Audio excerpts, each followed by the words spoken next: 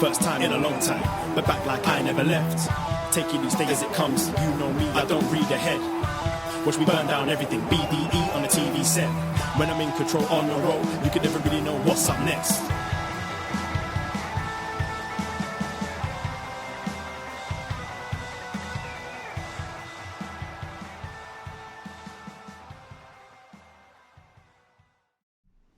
Hello. Braden Harrington here with Davey Portman for upNXT. PostWrestling.com, Apple Podcasts, Spotify, whatever podcast app you're listening to us in right now. And of course, Twitch.tv/upNXT podcast. Hello, Twitch room. Yes, we are upNXT. We are Braden and Davey Experience. The BDE, the Braden Davey Estate 2. We are tower, indeed. We are. The waterfront, whatever Yes. you want to call us. We are your NXT friends. Friends. And tonight, friends, we are in your house. Get the door. It's the BD. It is. Yeah. It's a whole year since our first takeover, empty arena, COVID era. Oh, yeah. And we're back. They did it again this year. COVID, what's that? They decided to bring it back this year, and biggest crowd they've had so far since returning for NXT. Yeah, this is like in the CWC though. So this is like a different. They had fans in apparently like 300. I don't know how many people they fit into this arena though. But if you are following us on the socials, which obviously you guys should be at upNXT Podcast, Twitter, Instagram, and you should be in the upNXT Podcast Facebook group, the elite Facebook group. We have Darren, who is one of our like longtime listeners and supporters. He went to Mania. He gave us updates on the thunderstorms then, and he gave us updates on the thunderstorms today, because he said that in order to go to this event, you could get tickets. Apparently, it was free, but you had to wait at Full Sail. Yeah, so he's messaging us this, and I'm like, Darren, can you please be safe? That you had to wait in the car park at Full Sail. And then they were going to shuttle you over to the CWC. Yeah, this sounds very dangerous. That sounds terrible. So then he got transferred, and then they go to the CWC, and then they let people in. He said that you just had to wear your mask. Yes, inside because there's lots of people. But yeah, he's in the parking lot, and sure enough, shit happens at the Full Sail parking lot, and there's a thunderstorm before. So. Oh man, that Full Sail parking lot is still it's the dangerous. most dangerous spot. Imagine that you're like, I'm gonna go to a wrestling show again. I feel like I'm safe enough. Oh, I have to wear my mask inside. Okay, I can do that if I'm going to a wrestling show. Sure. Okay, how do I get to the CWC? Where is that in Orlando? Winter Garden. Where is that? Oh, it says here I have to meet them in the Full Sail parking lot. Well, that just doesn't sound. That sounds very sketchy dangerous. As fuck. Yes. Like, don't ever. First of all, never meet anyone in parking lots at like nighttime, but this must have been during the day. And the Full Sail parking lot, Florida parking lots in general are scary. Maybe that's why the tickets were free.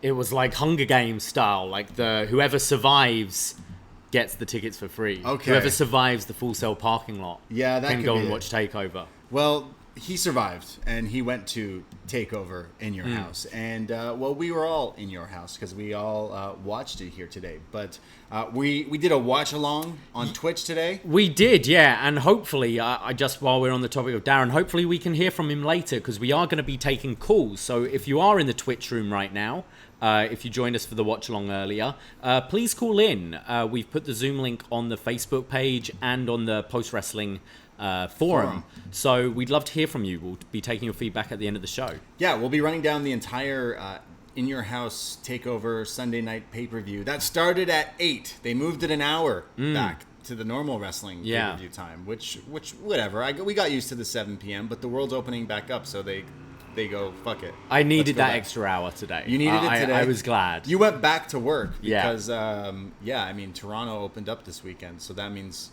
you finally, like, we're working on the patios again and serving and bartending and making in those patio dollars. How was it? It's been good. It's been very busy. I did my first clopen, which, if you're not familiar with, it's a close open. Yeah, so sounds pretty. Finished at 3:30 this morning at the same bar, and then had to be at work at 10 today. So got to sleep around 4:30, and then I'm up at 8. But yeah, it's the life I chose.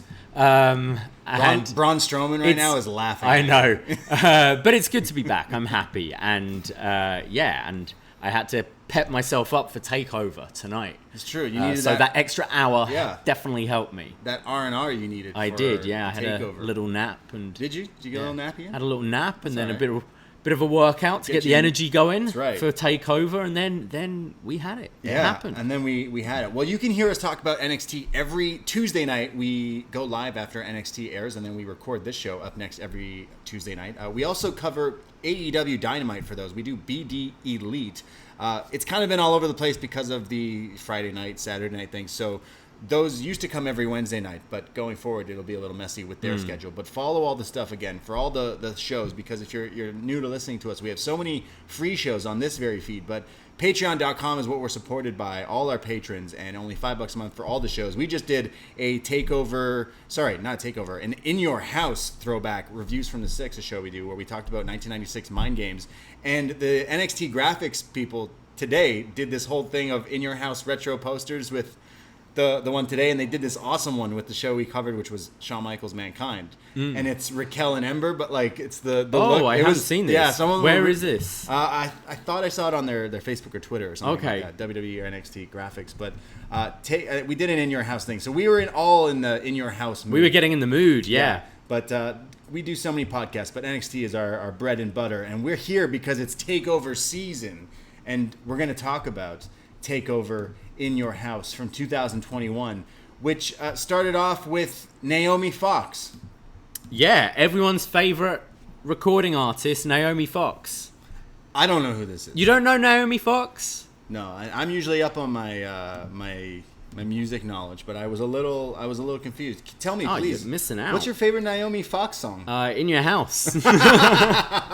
Yeah, Naomi Fox, who it starts off the show here, does this song that's I'm assuming called In Your House, because it's like the chorus of it is just her saying In Your House, but it's kind of like a 90s throwback vibe R&B song. Yeah, they don't make songs like R&B songs from the 90s anymore.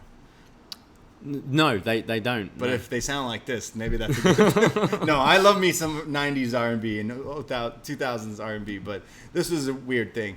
We mentioned that there was like thunderstorms and stuff earlier. There was a pre-show, but there wasn't any dark matches on this show. I know they may or may not have filmed something, but they didn't air any dark matches. They did air some interviews setting up for some of the matches here tonight, including a sit-down with MSK and Bronson Reed, and then a sit-down with Legado del Fantasma.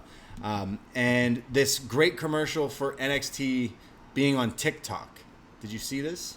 I didn't, no. It's like all these clips of like what's going on. It cuts to, it's someone following, and it's Cameron Grimes backstage counting his money, and he's like, I'm Cameron Grimes, kiss my grits, all that. Cuts to different people. It cuts to William Regal, who's like, what are you doing here? Get to the ring. And then the camera moves and stuff. And then it ends with NXT is now on TikTok, and then it pans up, and it's Karrion Kross, who just goes, TikTok. Oh.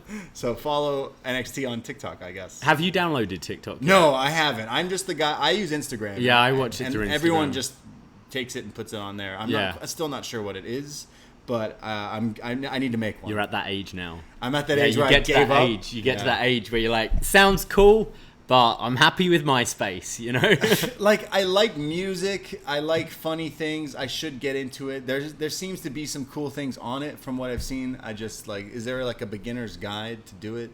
Because I think you just got to dive in. Because, like, I like I always like new music and stuff, especially now that we're beach bums, you know, that we go to the beach all the time. We got to put on, like, the hot music, the summer tunes, the white boy summer anthems, you know? And TikTok is a good way to find, like, these hot songs. Every song, they go viral, as the kids say. So, I don't know, maybe I'll join it and follow NXT. Yeah, do it. Yeah. That should be the only account you follow, just NXT. Just NXT? Just use it for that. I'll make one, at the Brady. At the Brady. I don't even know if you on TikTok. And I'm at Davey Portman on TikTok. Same will apply for Twitter, Instagram. Follow us right now. Okay, In Your House, we start off here with, well, Naomi Fox singing. And, of course, Todd Pettingale, the classic host of In Your House, who's sporting a great 4 out of 10 goatee. Yeah. What do you think of his goatee? You know what? It was a choice. It was a choice. It was a choice, but he's making it work. Because otherwise, I'd just be like, hey, it's Todd Pettingale. Yeah. Don't really know who. I'm almost 30. I know him because they keep telling me he used to do this. Yeah. Okay. I'm sorry. I'm breaking someone's heart right now, but I don't know who this guy is. I'm sorry. Neither do I know who is Naomi Fox. So I don't know who they're targeting for this show. They're clearly not you. Yeah, not me. Should we do a different show? Yeah, I feel like I'm watching the wrong show. I tried watching Raw. That seemed fun. That was really good. We start off the show, though, TakeOver in your house, 2021, with MSK and Bronson Reed versus Legado del Fantasma in a match we're calling All the Power, All the Gold. And all the gold has all the power. That's exactly it. Yes, you heard right. All the championships are on the line. The champions are Bronson Reed and MSK. And, well, LDF somehow weaseled their way into this match where if they win both titles from this team. So winner take all in this title match. I found it odd that the champions came out first, actually. MSK and Bronson had matching gear, the green, almost like Masawa, black and green kind of thing. MSK usually do the DX, but this was more the Masawa colors because Bronson had like the Earthquake as well. Yeah, he looked kind of like Earthquake, but the green. I think it was more just he was matching them. Sure. More so. But yeah, they did come out first. I'm not usually a fan of that unless you've got, like, sometimes it's to do a jump attack or something like that. True. But no, I liked the fact that they all matched. I thought it was a good look for them. Yeah, so LDF come out, and they always look pretty crisp. They look very nice, Santos is definitely one of the best-dressed wrestlers, full stop here. And he had this crazy, like, half-eye thing going on, the Mask of the Phantasm thing, mask, just everything. Is it Joaquin Wilde who wears, like, the Puma mask from, like, Tekken or whatever? All of them look like professionals here in TakeOver gear. So the story is Santos wants to fight, and he's being all cocky, but he doesn't want to face Reed. So he keeps telling Nash Carter, like, I'll fight you, but don't tag him in. So Reed tags him in, and Reed just decides to squash him. They do this, like, assisted senton drop on one of the LDF guys where, like, both Lee and Carter hold their legs. You know when you used to swing somebody? Two people swing someone? But then Reed comes and sentons him to squash him to the mat. Reed is doing all the big man stuff here. He's definitely trying to get the colossal thing. He's dressed like Earthquake. He's doing the bonsai drop at one point. He's doing all the classic big guy stuff. Yeah, there's a bit where he does the bonsai drop on Mendoza, but didn't realize he'd already tagged out. Right. So the pin wasn't counted. So he's just like, he shrugged his shoulders. I sat on him.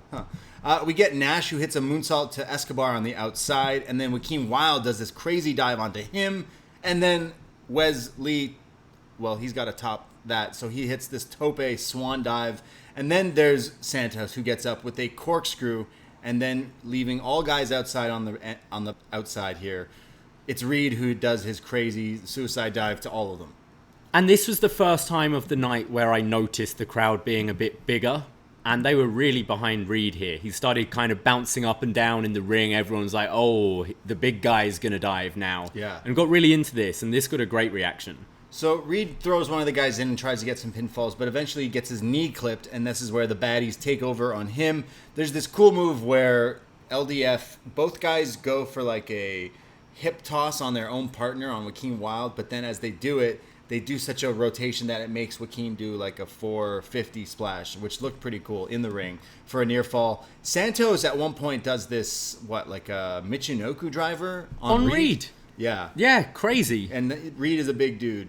Reed hits this cool like swinging suplex move. LDF hit their Russian leg sweep enziguri combo, but it's broken up from Wesley, who dives off the stage thing. Like the stage goes all the way to the ring, so it's leveled on that section for these takeovers, and he just dived over the rope, pushing everyone to break this pin up. It was crazy, yeah. This swan dive, taking out Joaquin, bumping into them, kind of out of nowhere as well. The way it was shot, I thought this bit was awesome. Santos is like pissed off, so he goes to grab the North American Championship. Well, actually, it looks like he's grabbing all the titles, and as he's doing this, Bronson Reed runs at him on the outside, crashing through the barricade, the glass, everything, just squashing Santos here. The past few weeks, it was Reed who did this to Santos, where he just like pancaked him against the wall. And then last week he did the classic babyface thing of replaying, like, hey, remember when I squashed you? Well, now he really squashed him. This replay, the 6 different angles of this were fantastic. And it looked great from every angle. They timed it perfectly. Yeah. Sort of Santos just eyeing up the titles and then cockily turning round. Timed perfectly. There was no kind of waiting for the spot to happen. Looked awesome. And we've seen a few of these fence spots in NXT, but this was definitely the best one. Got a great reaction from me. Then they have MSK who take out, like, I think Raul Mendoza at one point, and then they hit the heart attack. MSK, like their springboard combo heart attack double team, lays him out. Bronson Reed climbs at the top rope, hits the tsunami splash, and it's over. All the power, all the gold go to MSK. What did they call them? Yeah, MS Colossal is what they called themselves. Reed and MSK retain. Yeah, I love this match. I thought great way to kick off the show. Match of the night so far. No, some crazy spots, as you said, like that dive from Wes Lee from the ramp into the ring was nuts. I think they've built Reed up really well as this big guy who can do exciting, just fun, big man stuff. That squash was insane through the fence. Just a really non-stop action match, and I loved how MSK and Reed were working together. Obviously, LDF have worked together a lot, so have that chemistry. But I saw chemistry here from the team, and I liked how they'd clearly been trying to figure out some stuff that they can do, the three of them. Yeah, it had lots of, like, back and forth between all six guys. There was a lot of showcasing Legado del Fantasma with Mendoza and Wild, where they were doing all sorts of, like, technical stuff. I know I just watched the Davey Boy Dark Side of the Ring, and there's a bit where Mick Foley's talking about how he rewatched them do the specific, like, tie-ups, and they were doing that sequence where, like, they kip up and they drag the arms and stuff. So maybe they also watched that this week. I thought this was a lot of fun, but definitely the highlight was that squash through the wall. It was definitely like, oh, you screamed at your TV. But overall, I thought it was good, and the right team won. You knew it was going to end this way, but I guess it sets up still the singles match. Yeah, I think with this squash spot continuously happening now, we know later in the show that they've announced the Great American Bash is coming at the beginning of July. As Fire Frank in the Twitch chat has suggested, Reed versus Santos for the title then seems to make a lot of sense. Yeah, I believe it was July 6th they said that it would be the Tuesday, July 6th. Yeah. The American Bash, the Great American Bash. So that's cool. They're continuing to do the branded like TV specials, even though they're not head-to-head now. I think that's a good idea. Yeah, I mean, AEW's doing a bunch of those going forward, so why wouldn't you? And it's a good call to kind of do these things, but I think Reed versus Santos is something you could add to that. That would be good, because Santos goes, you didn't beat me. The classic heel thing. But a pretty good start to this match. We could tell these guys are going to retain, but pretty good opener. We go to something that happened earlier today. We were talking about the parking lot in NXT. Well, earlier today, Kyle O'Reilly shows up in a NoFX shirt. Shout out NoFX. But he's greeted by the interviewer. Mackenzie Mitchell's like, hey, I want to get a word about the match tonight. And The Way are also in the parking lot. And Johnny's like, hey, why are you interviewing this loser? Come talk to me. And then they start to get in a scuffle. Theory shoves Kyle, and the fight, the chaos just continues on here in NXT. You know, someone's really got to get control of this show. They do. Yeah. Don't make me sad.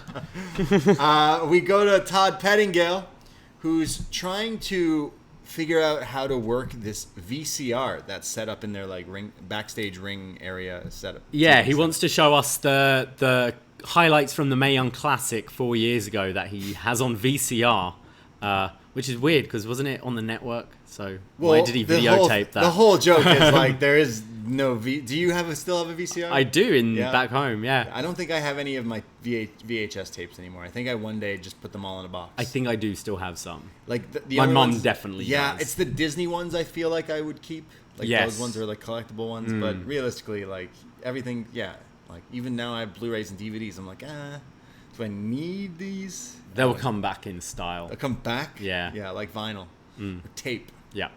Or like this tape, the VHS, because Todd Pettingill's like, hey, I'm trying to find this clip from the Mae Young Classic. Someone's put it on tape for him, and he's trying to put it. It's one of the little TVs that have the VCR in, as part of it. Yeah, like fancy. At one point, that was probably really fancy. Did you have one? I did. Probably. In the kitchen, we had one of these ones. Yeah. Oh, you were real fancy. Oh, super fancy. Yeah. In the kitchen, you were watching middle class fancy. That's what you were. Yeah. In the kitchen, whipping up, watching. What would you be watching? Bambi. Yeah, my VHS of the Mae Young Classic, clearly. I know for a fact. I don't know, but did you own Titanic on VHS? No, actually. No. Because we recently told the story of how you tried to make me watch Titanic the other night randomly. I borrowed it from my I borrowed like an American copy before it was released in the UK from my family, who were in America, and it was 2 tapes. Yeah, that's what I was Yeah, going to it was say. thick. It's giant. Yeah. Yeah. And then you just pause at that one point. Hey. So we see Todd Bennigan trying to work this VCR, but Mackenzie Mitchell shows up and says, "Dude, what are you doing? We don't use these now." She's like, "Play the tape." And then they just go, "Hey, 4 years ago, Mae Young Classic happened." And we were like, "Whoa, this is 4 years ago?" I thought this was like 2 years ago. Did we even do a show? We didn't do it for that one. I did thought Xia Li was in the second one, or was she in both? Maybe she was in both. So yeah, but Shout no, out Forever Young. we didn't do Forever Young then. But Yeah. go back, listen to Forever Young. Yeah, one day if they ever bring back the Mae Young Classic, we will revive the podcast known as Forever Young here on the upNXT feed. We want one back. But it shows here 4 years ago that Mercedes Martinez and Xia Li had a match, and Mercedes beat her. And ever since then, Xia Li's been holding this chip on her shoulder, this grudge against Mercedes, and attacked her recently on NXT TV. And this is why this next match is happening.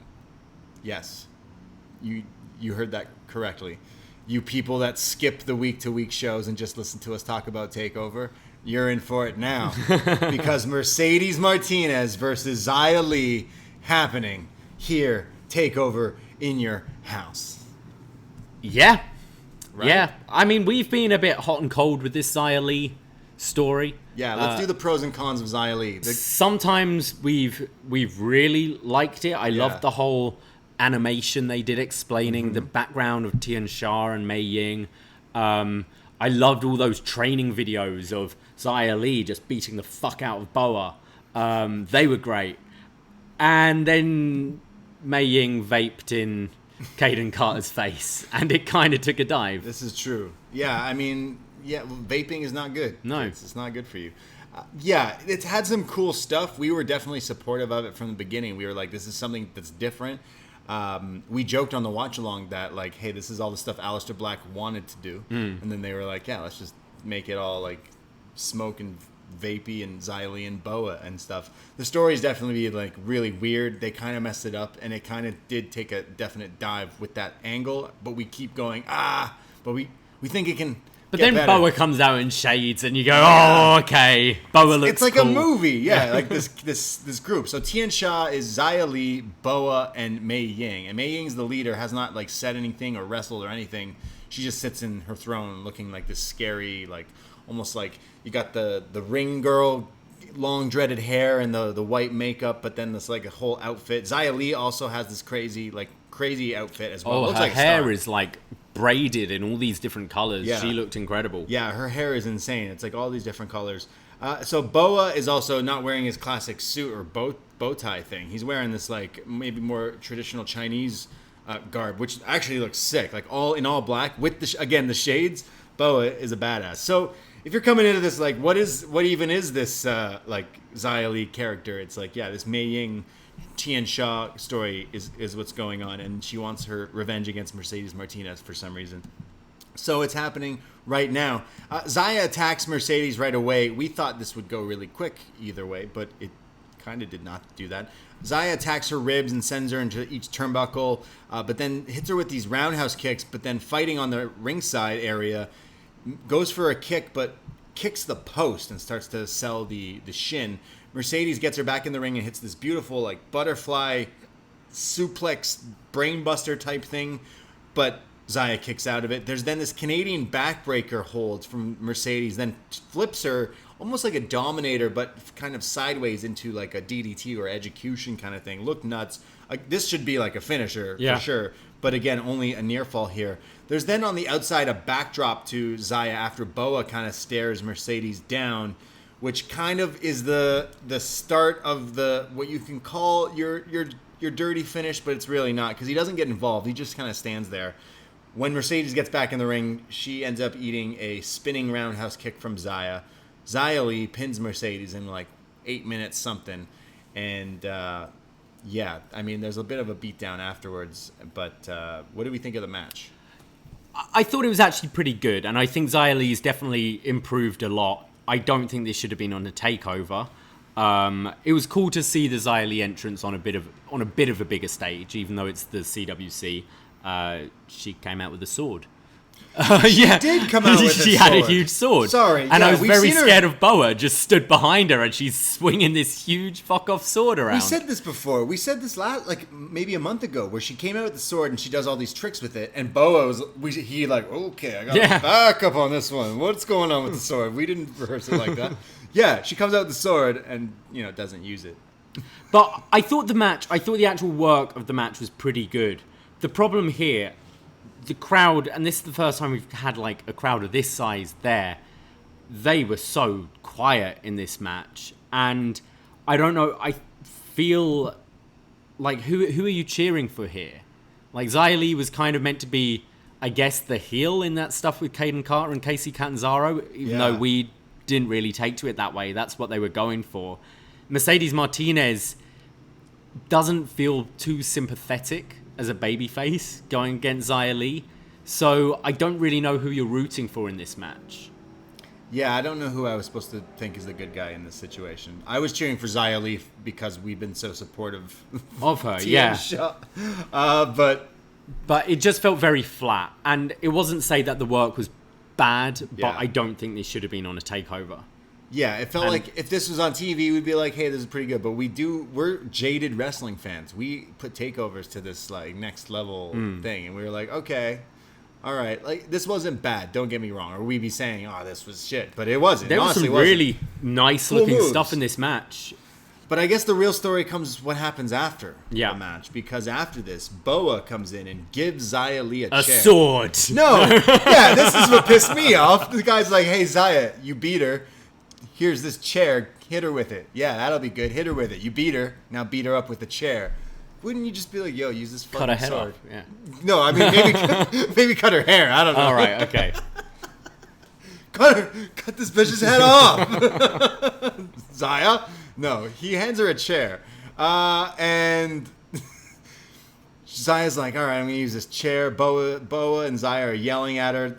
And then Mercedes counters the chair shots and starts beating them up. And she's like, I'm going to break your neck. And then starts smashing them with the chair.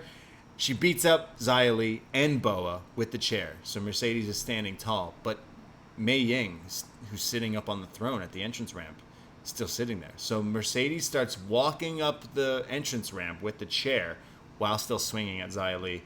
It's almost like she's walking the tower. She's going up. Yeah, she's going, I'm not scared of you. To the boss. So she walks up, and Mei Ying gets up. Big pop. And what's that? Chokes Martinez here, who's selling it like, she's so overpowered from this choke. And then just throws Mercedes like against one of the walls, the fences there, as Tian Sha all stand tall, like holding their injuries, like all acting all like beat up, as they laid out Mercedes Martinez in not a really exciting layout. It didn't look that bad at all. It looked really lame.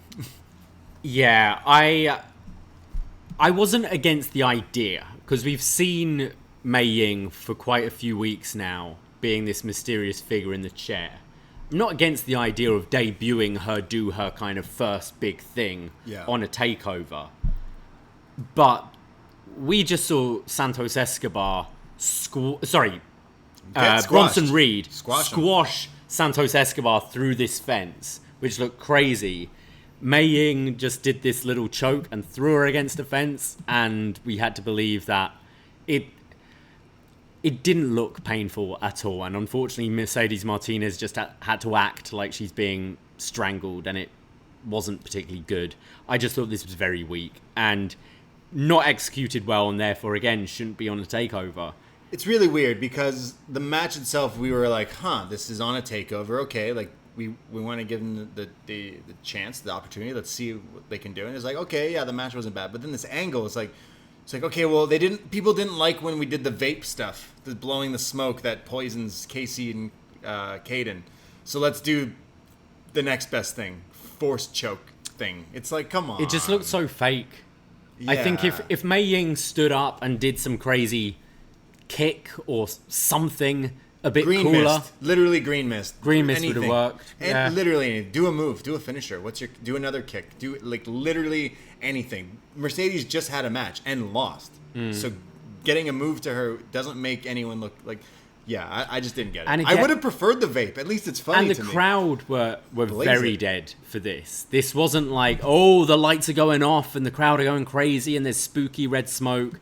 The crowd didn't seem to care at all. It felt very flat, unfortunately. Yeah, I didn't quite like. I want to like this really badly, and it's really not.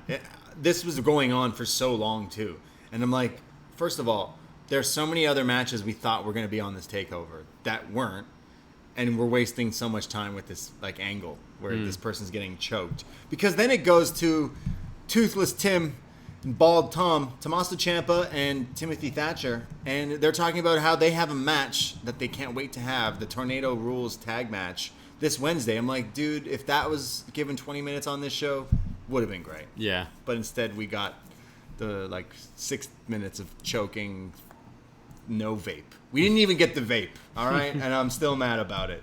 So next week on NXT, we're getting the match. I'm starting to really enjoy these promos. I think Thatcher is starting to show a lot of personality. He's the wild card, right? He's just screaming and trying to kind of imitate what Ciampa does. I find it entertaining. It's like you got on AEW, you got Darby and his dad, Sting. Yeah. And here you got Tim and his dad. They're just a little older. But I bet you Thatcher's older than Ciampa probably. Yeah, I think we looked into it. They're both pretty young. Ciampa would be the dad in this like scenario. Maybe I think it's more of a brother. It's more of a brother thing, Yeah, an older right. brother and the younger brother trying to be like the older brother. These guys are scary. Yeah. I'm going to say it again. I'm mad these guys were not on the takeover, and yeah. But we get to look forward to Tuesday. That is for true. this match. Tornado Rules. Yeah. We go to our next match. Are you ready? $1 million ladder match. The $1 million championship is being brought back from the dead to be put on the line for this match. The new $1 Million Man, Cameron Grimes versus LA Knight, and the $1 Million Man, Ted DiBiase, that damn Ted DiBiase, is ringside to see who he's going to support being the new $1 Million Championship. How do we even explain how this match came into place? Just try. Cameron Grimes made a lot of money through GameStop. GameStop shares, He's which I'm hoping I'm going to be the same tomorrow. To the moon. To the moon. So started flaunting all his money around and having all these sketches where he's showing off his money until he bumped into Ted DiBiase, that damn Ted DiBiase, Who outbid him on a house. Cameron Grimes was going to bid $2 million on a house, Yeah. but Ted bid $8 and then laughed at him. Yeah. So you know the house is only worth $1, but got bought for $8 Yeah. by Ted. All right. And apparently Cameron Grimes lost out on that one. But he's got the money. He can do it just to piss him off, I guess. Yeah, and then Ted shows up to NXT one time in the Pinnacles limo, and then Cameron shows up in a Rolls Royce, but Ted gets the upper hand because it's a limo. It's a limo. Exactly. Yeah. So Cameron Grimes questioned him and went, why? Why do you keep ruining my life, Ted DiBiase? And Ted DiBiase's like, I see something in you. I see a lot of me in you. But I see a lot of me in this guy as well, and LA Knight, who also likes money and cars and hot tubs. Yeah. Who So doesn't? we got this match for the $1 million title. Wow, I love the way you Was that summed up good this enough? storyline. What I was gonna, They both like money. yeah. Apparently, Yeah. You just go, oh, this guy likes money too. Isn't The rest of the roster fucking hate money. No one else. No one likes else cares money. about money. I saw Top Dollar. Yeah. From Hit Row, he was like, yo, why am I not in this match? I have a lot of money. I have a TV show where I go around with old wrestlers talking about spending money on old like collectibles. And my name is Top Dollar. I should be in this match. LA Knight in this match still makes me go, huh? I'm not sure why. Guys, I do a show on NXT, and I cannot tell you why this match really was happening. I can't. But the way you explained it makes more sense than the way they just randomly go, hey, this guy likes money too. Yeah. He likes this. He wants in on this. And it's like, all right, let's just go with that. Jake Atlas was involved in the storyline too, for those who don't watch Week. Yeah. Exactly. Oh, yeah. Yeah. See, there's a lot going on. And Ted DiBiase is just like hanging around for no reason, as he did during this match. He sat in his chair. Yeah, Jake Atlas has a claim to challenge for that title, I think. Yeah, I think he beat both of these guys. Yeah. So he should be the $1 Million Man Yeah. championship. He should have been in this It should have match. been Jake Atlas versus Top Dollar. for the in a ladder match. This is $1 million ladder match because there is only one way to win this match. They didn't say this, but I think this is the only way. You have to climb the $1 million ladder. You had to climb the gold ladder. Because they had all these ladders for this match, but one of them was spray painted gold and then green money signs all over it. It's kind of like the Stardust polka dot one. But that's on the entrance ramp. So this is a ladder match. The $1 million championship is put in a glass briefcase that's suspended above the ring, and these two are going to fight for it and see who the champion is. Yeah. Realistically, Ted DiBiase Jr., I think, should have been in this match to defend the title that he was the last champion. I could be wrong. Okay. Right. He would have a gripe. Not saying I want to see Ted Jr. on this show.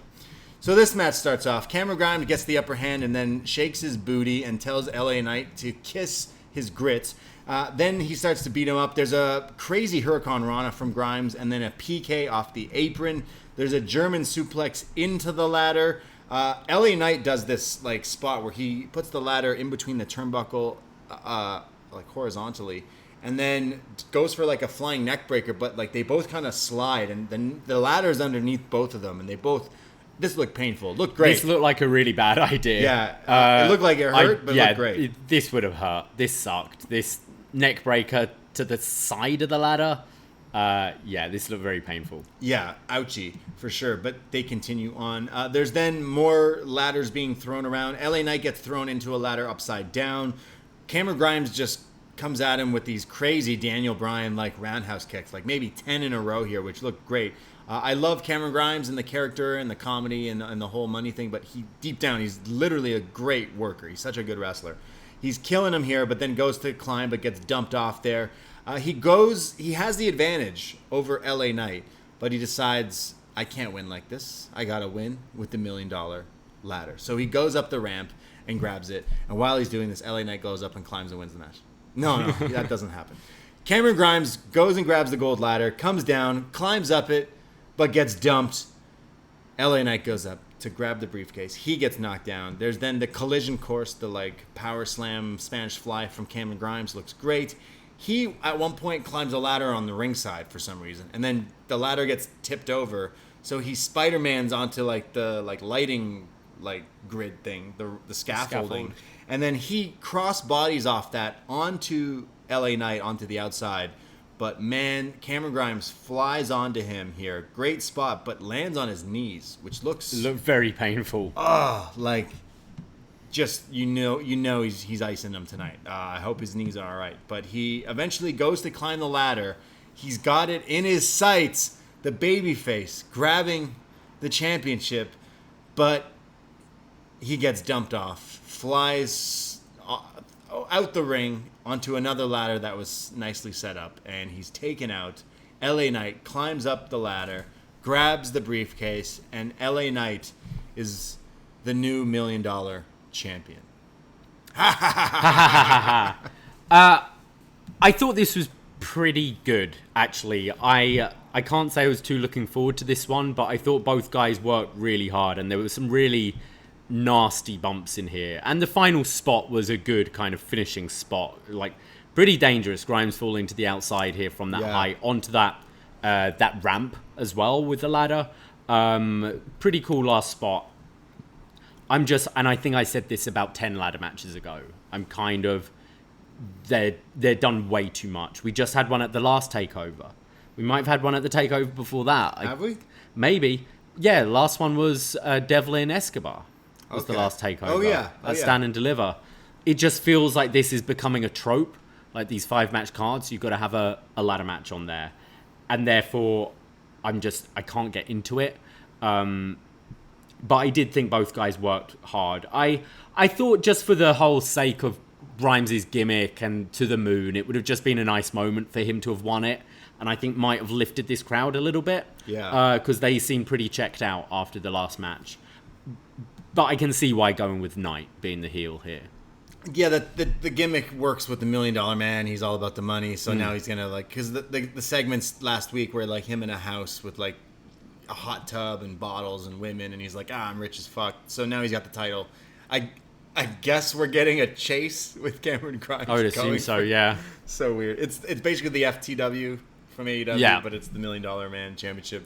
I was like mad that Grimes didn't get it, considering his whole shtick has been money, and it was better. I'm gonna say it was better before $1 Million Man got involved. I'm sorry, it was funny that $1 Million Man got involved, but it kind of took a dive for me. It was cool that Cameron Grimes got a takeover spot. I think he should be on many takeovers going forward, but kind of like the last match previous to this, I didn't care. It didn't feel like a takeover to me. I felt like I'm on Tuesday nights, and I'm not dissing, this product, but and I think this would have been.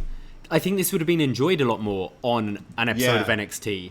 I can't say LA Knight has the flashiest ring work in the world, but I thought both guys worked hard, and they're going to be fucking sore tonight. Hurting. They really went for it. I'm just checked out with these style of matches, and I think, as you said, like that tornado tag or so many other options, Swerve doing something, because Swerve's been killing it. There was so much more I'd rather see on this takeover, but this was good, but still not hitting those heights. Yeah, it didn't hit the I guess the expectations that we normally have for these shows. I still like this, but I have going, okay, well, where's where's the real stuff? Where's the real meat to this show? And it still kind of wasn't hitting for me there, but didn't necessarily. Again, it's kind of like the last match. Didn't necessarily think this was bad. I just was kind of like, yeah, all right, cool. So $1 Million Man finally gets out of his chair and says, "Oh, you won. I guess I'm with you now." So it also was just kind of like, what? I don't look. It's like someone goes, okay, so they got Jake the Snake being someone's manager. They got Arn being someone's manager. Let's just do this. I don't think Ted's going to be his manager. I think this was just to present him with the $1 Million title, and that's going to be his thing that he's running with now. I think that's Ted's goodbye. I think Ted's going to hang around. Do you? Yeah, and then we'll get Virgil. Oh, God. We'll get who else has money and gimmicks? I think that's it. I don't know. More hot tubs, though. More hot tubs. More hot tubs, for sure. And that is just a fact of life. We go to Todd Pettengill, who's backstage with Hit Row, who, interrupt him, and they keep calling him Tony. See, they watch the other show, too. Todd Pettengill is like, oh, who are you guys? And they basically, run him off, and they say, we're not on this show, and they deserve to be on this show, and all this stuff. I love these guys, and I love Top Dollar's shirt. It's just dollar bills all over. Nice. Should I get one like that? And then cut the sleeves off. Yeah? a money tank top. Wear it to the beach? Yeah. Yeah. Sun's out, guns out. This was cool. And I also was thinking, the last two matches, why did they happen when the past month the hottest thing in wrestling has been Hit Row, and they're not on this card? I was like, huh. But if the next takeover is a proper arena, Hit Row are going to have that moment then, surely. Hit. Yeah, definitely. We see more brawls backstage between some of the opponents, the guys fighting in the Fatal 5-Way match. So you got Cross and Kyle being pulled apart. Pete Dunne, I think, being pulled apart.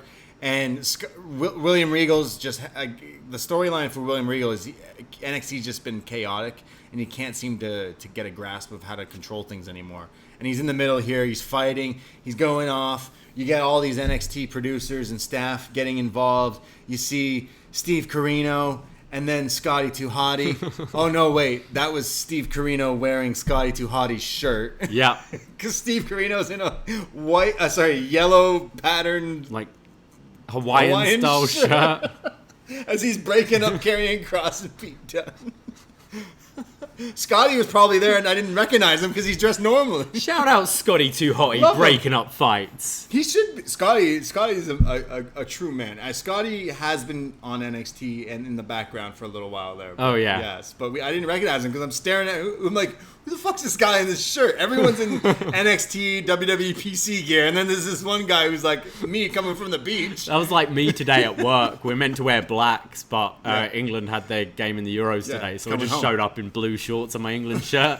Yeah. It's like, why not? I'm at a fucking bar, who cares? Steve Corino, they're like, yo, we need you for TV. All right, what am I doing? You're pulling apart a fight. I've got exactly this shirt for that. ECW legend Steve Corino. Put some respect on his name. He didn't get any blood on it. We go to our next match.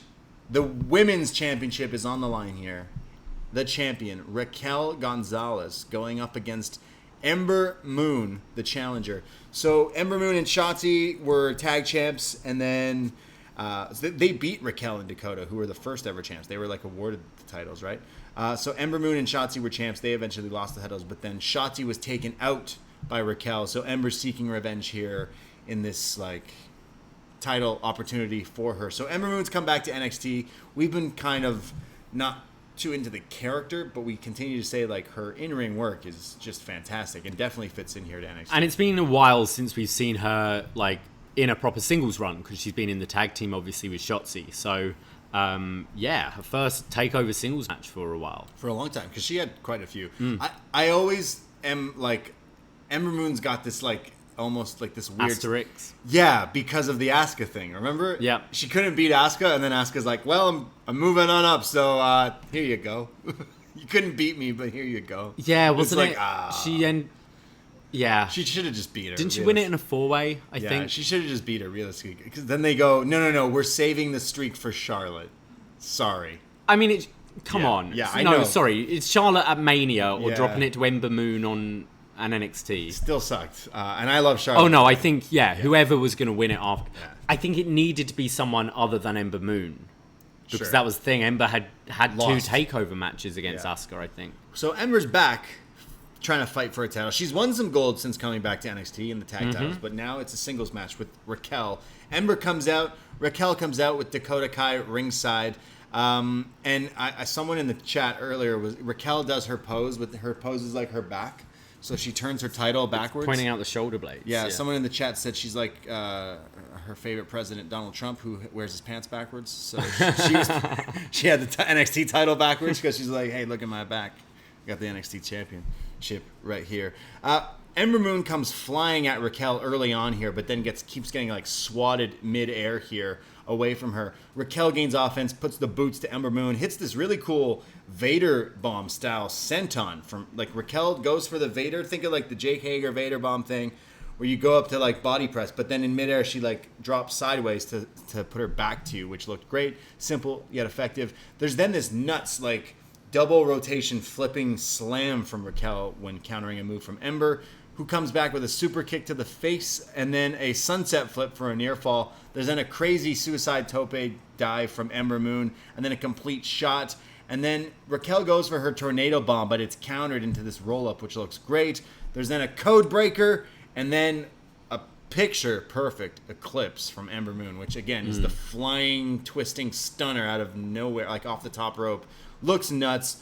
Raquel sells it like she's out cold, but Dakota Kai puts Raquel's foot on the ropes. Thus, the ref counts it as a 2. But here comes Shotzi. It's the green hair meets the pink hair because Dakota is now pretending like she isn't doing anything.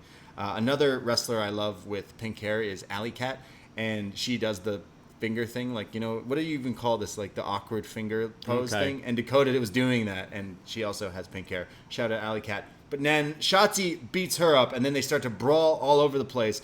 We kind of didn't talk about the set because it's in your house, and it's like the front of a house. So there's also like potted plants and stuff because it's like a garden. So Shotzi just starts throwing Dakota into these potted plants, which looks nuts.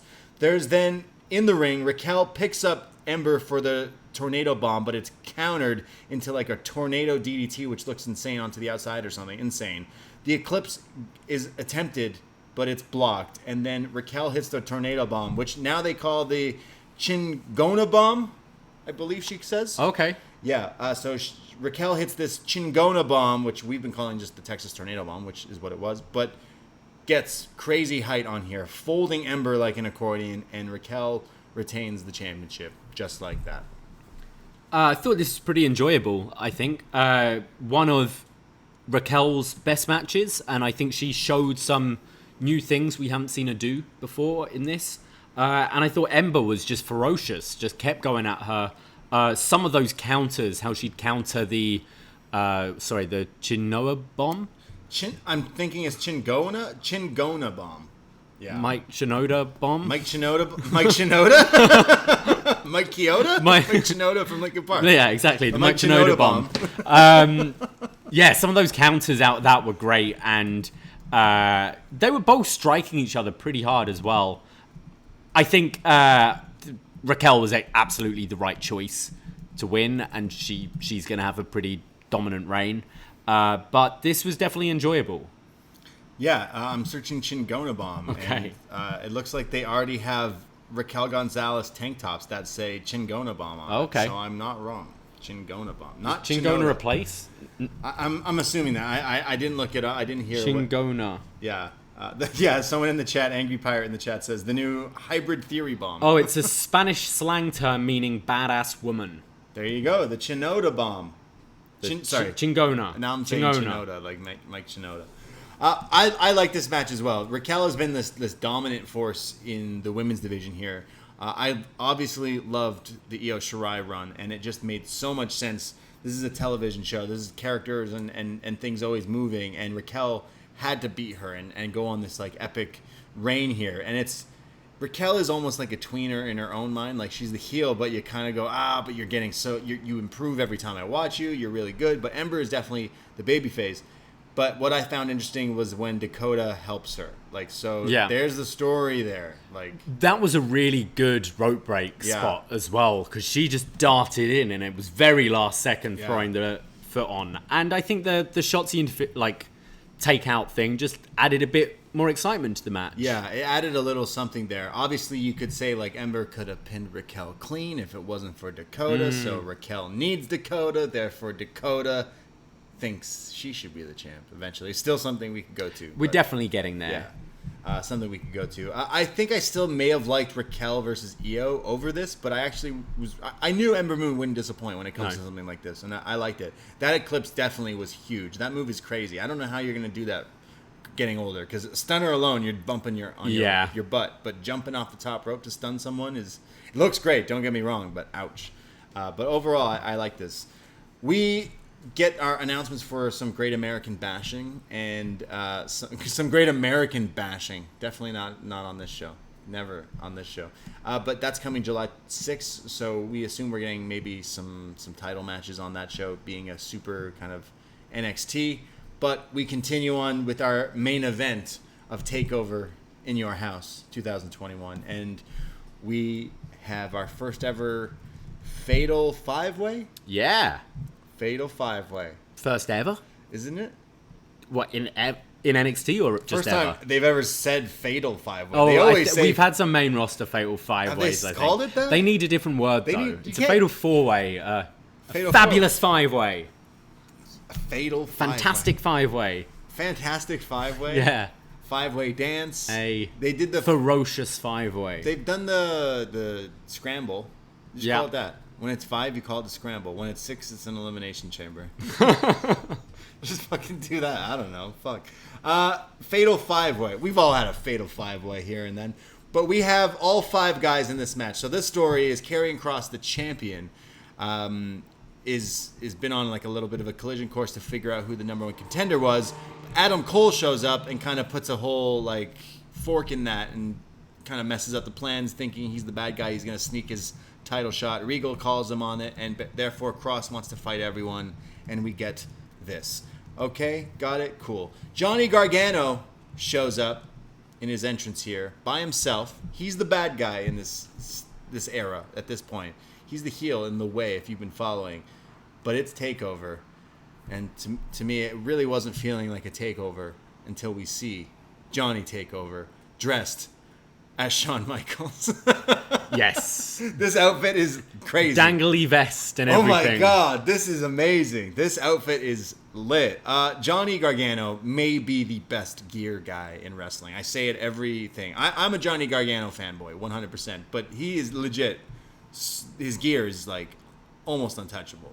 Every time we're trying to figure out what he's doing, whether it's nerdy shit, whatever. We see it's nerdy shit. Yeah, it usually is. I say that, and I said that during our watch along. I'm like, oh look, he's dressed as Shawn Michaels. He's not even dressed as any comic book things. And then he takes off the entrance attire, and then he's dressed as Magneto, mixed in with Shawn Michaels. I'm like, this guy is insane. Because Johnny, this is some nerdy shit. Johnny Gargano always matches the gear of comic booky nerdy shit to the story that's going on in the storyline. Yes. Did you ever notice this? Think back of even the Ciampa stuff.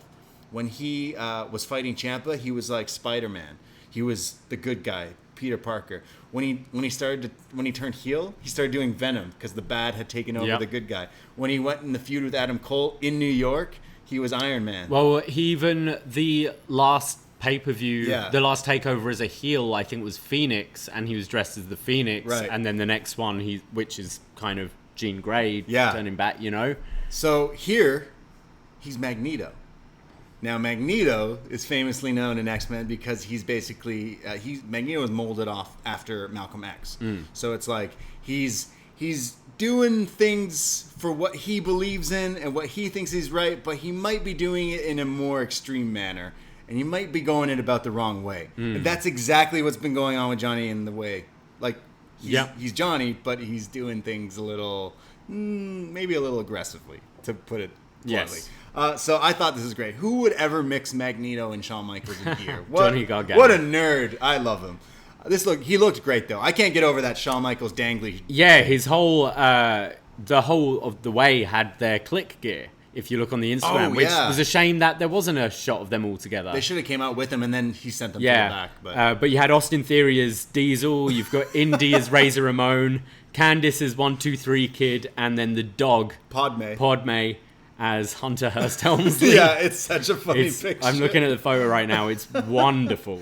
This gear is on point here. So Pete Dunne heard that Johnny was coming out as a bad guy from X-Men, so he said, "Hold my beer, I'm coming out as Emma Frost."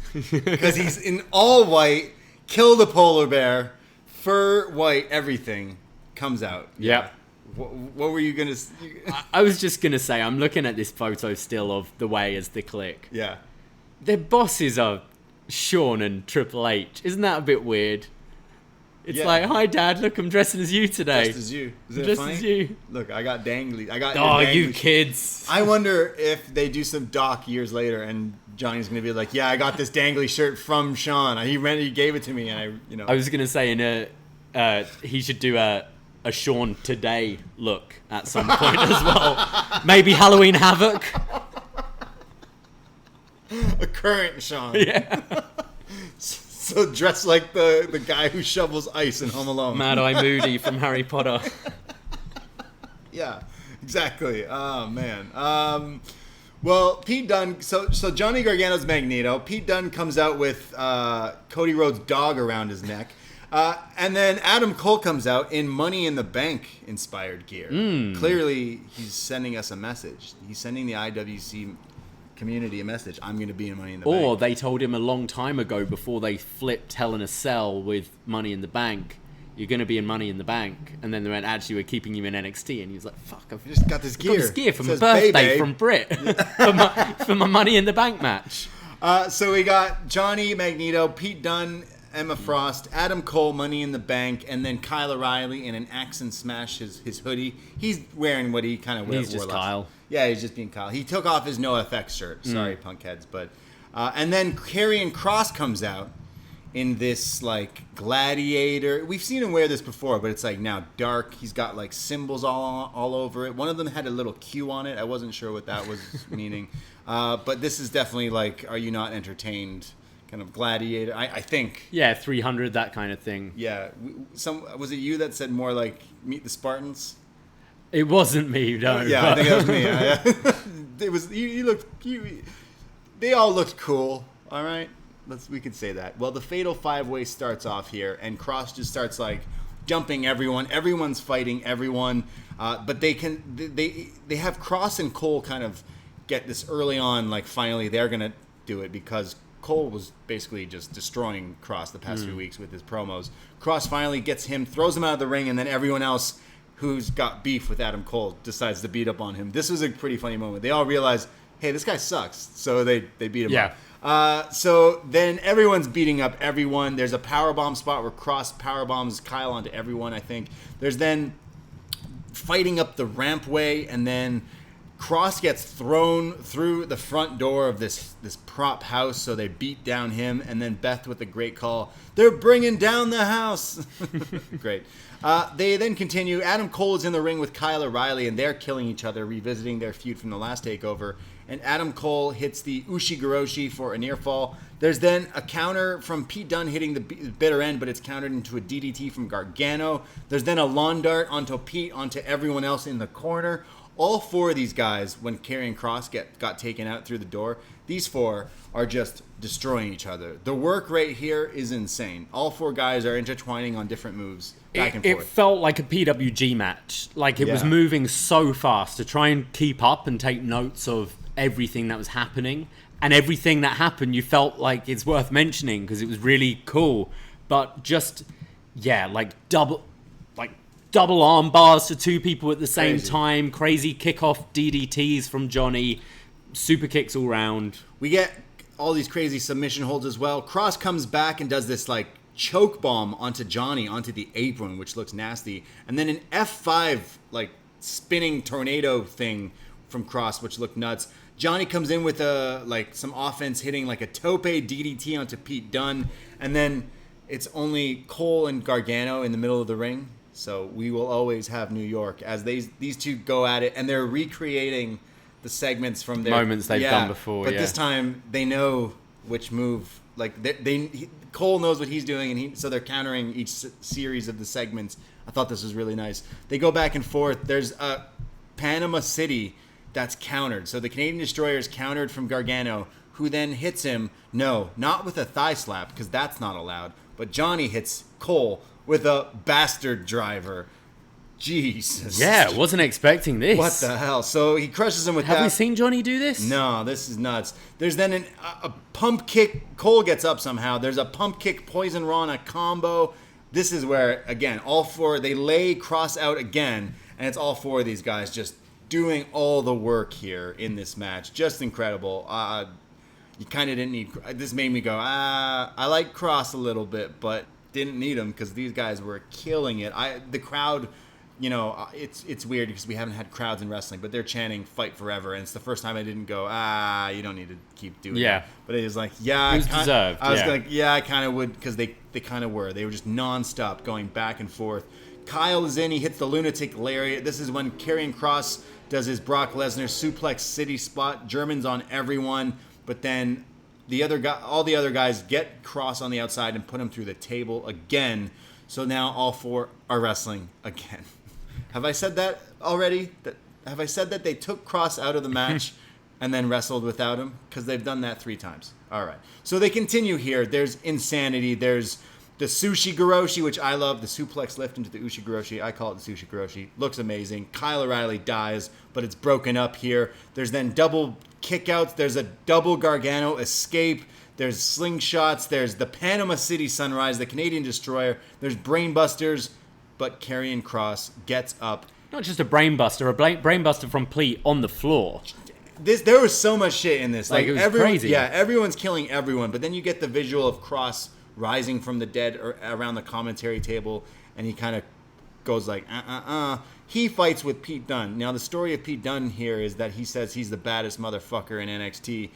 And here he proves it to me, because he's going up with Karrion Kross, who's supposed to be the champ, supposed to be the scary gladiator guy.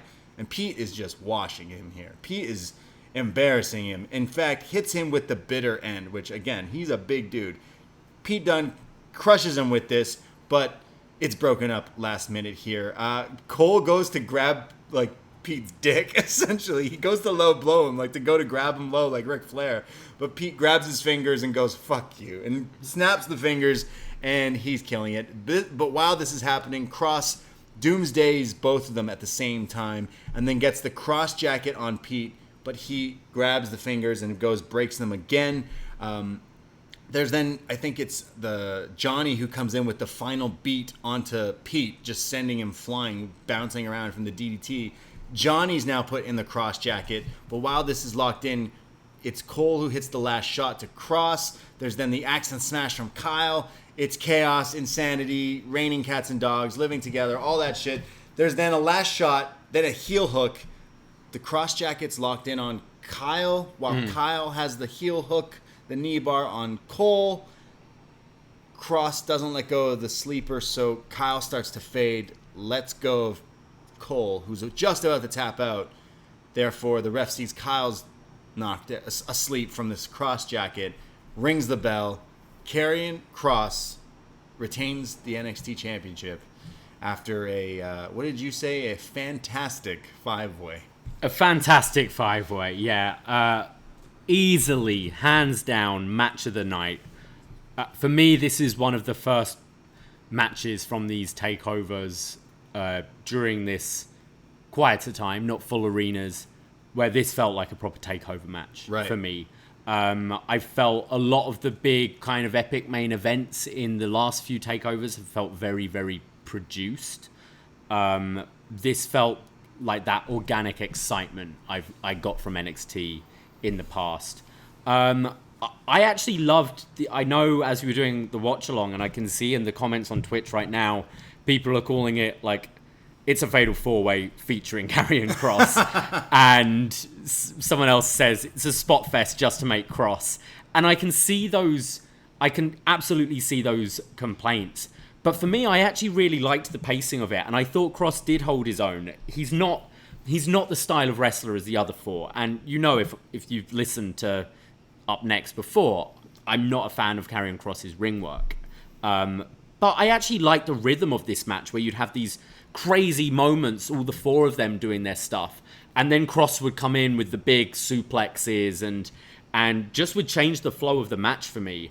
And I also liked, it wasn't just Kross having these moments of dominance. Everyone in this match. Pete had a moment where he just took out everyone. Johnny had a moment where he kind of had his power up and took out everyone. Kyle had his moment. Everyone had their part in the match where they were the dominant force. As I said, it felt like PWG shit at times. It was really, really entertaining and one of the best matches I've seen for a while. One of the best matches this year, for sure, in wrestling, definitely. Yeah. I was really sucked into it. I know I give Karrion Kross a hard time, but you're right. But it did feel like the Brock Lesnar spots. It absolutely was. That fatal 4-way at SummerSlam with Braun Strowman, Braun. Yeah, where it's like, it's the same kind Brock of thing. stretch it out and then comes in and wins. Yeah, it's literally the same thing. It absolutely is that formula. I can say, I love this match, and I can see the criticisms where it's like, yeah, all four of these guys were the highlights of this match. Everything involving the four of them were great. The stuff that wasn't that great maybe was with Karrion Kross. But in the end, I got so heated. I didn't think he was bad at all. I didn't think he was bad. Don't get me wrong. It's just like there is a definite of those four when they were doing stuff, and then when he was doing stuff. Like, he definitely, this is technically one of his best matches, probably his best match. I will say, the fact I'm watching this match and wanted anyone to win but him. That's exactly It's always a good stake to have on a match for me. And as great as a fatal 4-way would have been with these four, I wouldn't have really cared who won. Whereas the fact I really didn't want Kross to win got me sucked into those near falls. And sure, Kross did win, and I was disappointed because I think this is a good time to a good excuse to get the title off him because he doesn't need to be pinned. And they seem to be going for that dominant Brock Lesnar run. This made me feel like a few years ago, we went to TakeOver in New York, and that TakeOver I think is one of the best shows, like full stop. And I feel like that era had all these guys doing that. You mentioned the PWG style, like not so much spot fest, but there's method to the madness, right? Like when these guys definitely like work and put the work in to go over these matches and the little things sprinkled throughout it. When it came to those four during this match, like it was so crazy. They're like stuff they were doing, the counters and the holds. Like, how do you do that? And it makes sense because they've worked with each other so much. Yeah. We had the Johnny Cole feud, we've had the Kyle Cole feud, we've had the Dunn Cole feud. Like they've all had their then Karrion Kross. And then Kross. That's what I mean. I was like, this would have definitely been a good time. But I will say, wrestling also, they do want to make you go, I didn't want you to win. I find it interesting that Kyle was the one who lost the match because he's the one that I still feel he's Johnny Gargano of a few years ago, where you know he's going to get that crowning moment at one point. But you would have thought, you look at this lineup and where Johnny's positioned right now, he'd have been the one to take the pin for me. But I found Kyle passing out, I think it maybe gives Cole more fire, because I felt him and Cross have probably had the biggest beef out of the five of them. Yeah. You know? So maybe we go Cole Cross for a Great American Bash or something like that. But then wouldn't you have just made him lose it here? I feel like, I don't know. I feel like that is the direction you should go. I think we were on the same page predicting that Cole would win because it easily sets up Kyle Cole, main event, TakeOver SummerSlam. If they do this, we're saying that they might do it. But then Cross retains, so it's like, okay, they've announced Great American Bash. Do they go with Cole versus Cross, Kyle versus Cross? Either way, I still think Cross should lose the title to Cole, set up Kyle and Cole, and Cross goes off to Raw. And Cross was not bad in this. In fact, if Cross shows up on Raw, he'd probably actually do what they did with Cross, but do it to Raw. Go in, beat the shit out of some people, win the title, go forward. You know what you do is you have Cole versus Cross, and then Kyle runs out and tries to take out Cole, but accidentally takes out Cross, and then Cole wins the championship. Right. And then Cole and Kyle feud, and then at a TakeOver in a 2-out-3 Falls match, right. Kyle finally wins the championship. But at the next TakeOver, Cole wins it back, and then eventually Kyle takes out Aleister Black. Right. And then you're saying the Aleister Black story. Yeah. So it was and then it Aleister ciends up with Karrion Kross being fired and on Twitch saying how much Vince McMahon likes him. Yeah, exactly. Yeah. So how did that work? It was Ciampa who lost. Sorry, it was Aleister who lost it to Ciampa somehow because of. Aleister lost it to Ciampa because of Gargano. Gargano tried to fuck over Ciampa, thus costing him. Exactly. And then that broke his own heart. And then So what I'm saying is Cross is getting taken out in the Full Sail parking lot. I think eventually. Cross should accidentally get taken out by Kyle. Therefore, sets. Yeah, just do that story again. It was a good one. Yeah, I don't know. Fuck, sure. All I know is this match definitely saved this show for me. I definitely didn't get the TakeOver excitement, that feeling that you go every match that goes, oh, that was something you want to talk about with your friends or whatever tomorrow because it was so good. It didn't get that till the main event, and the main event obviously had a lot of time, but it didn't feel that way until that main event. And I'll admit I'm a Johnny Gargano fanboy, but Johnny TakeOver.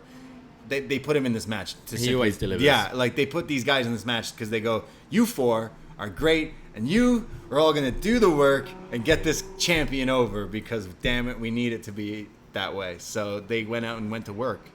Yeah, absolutely. I enjoyed the show. I think it's hard when you're grading it against other takeovers because especially the arena era. Of course. Come on, there were so many great takeovers top to bottom. But I really enjoyed the 6-man, and the rest was fine. It felt like a TV themed show. You know, it felt like maybe what a Great American Bash is going to be when you have your big Tuesday night Tuesday night special event. Yeah. NXT, but the main event felt like TakeOver for me. Yeah, the main event for sure. That made it a really worthwhile show. And, well, I guess there's one more thing we should talk about. That's right. I mean, that was the main event, and that was the hoopla. And I definitely say, hey, go check out that match if you're someone who doesn't, because obviously you can hear we were super hyped up about it. All these guys delivered in it, and Karrion Kross. But it goes to Mackenzie Mitchell trying to get a word in with General Manager William Regal, and she's like, hey, I know the show is just ending, but I just want some of your thoughts on this pay-per-view tonight. And he goes, it's been 7 years since I've been GM, and I've never seen such bedlam. It's complete madness, and I think it's time for a change. And he walks off into the CWC parking lot, the NXT parking lot, into the distance, into the sunset. You could see he'd been crying. He had tears down each cheek. Cross retained, but... You know, I'd normally be kind of a bit mad with this being the finish of a show and the focus being on a GM, but I think Regal absolutely deserves that. I think he's been one of the best GMs in wrestling we've ever had, and he has been NXT, and he's such a good actor, and he works with all these guys and has had so many great moments on this show. And if this is the time to start writing him out. I'm not mad that this finished the show, but it bummed me out. I love Regal, and this made me really sad. So yeah, they said they've tweeted that this week on NXT on Tuesday that William Regal has an announcement, and it's, quote, looking to bring a change to NXT. You know what I'm guessing? GM Joe. GM Joe? GM Get the Joe. fuck out of here with that. No. Samoa Joe is going to be the new... How can he be a GM? He's training for his stadium match with CM Punk. Not happening. Yeah, He's going to be the GM. Then you're going to get Joe Gargano eventually down the line. Joe Gargano? No. You don't want to see Samoa Joe Gargano? You know what would be more interesting? Let's take that scenario you just said, but replace Joe with these rumors about Joe showing up in NXT to be GM. If you want someone to be GM and then eventually fight Johnny Gargano, well, I guess it should be Shawn Michaels, who Johnny dressed up like. Shawn's not going to wrestle again. Come on, Joe still wants to wrestle, and he wasn't in NXT with this crop. I think, like, if the rumors are true, I think you could have a GM run leading to some matches with the likes of Cole, the likes of Johnny, the likes of Kyle. That's so anticlimactic. Guys, Joe's coming back to NXT. Oh, shit, who's he going to face? Everyone. He's the GM. No, who cares? That sucks. You don't want to see Samoa Put Joe in a poncho NXT? on, too, while you're at it. Nah, that sucks. That sucks.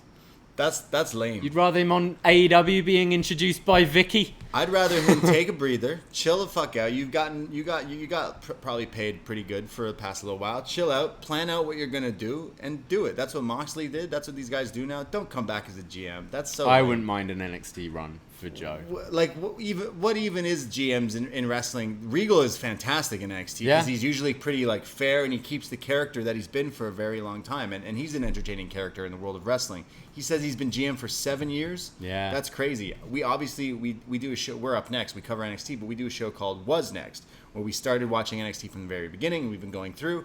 Right now we're in 2013, and the literal storyline that we've been like raving about is William Regal and this beef with Cassius Ohno, where William Regal wasn't even the GM yet. He was the commentator. So like he's been here for so long, and I bet he'll go off on it in his promo on Tuesday. But yeah, I feel like Shawn Michaels is the GM of NXT, 100%.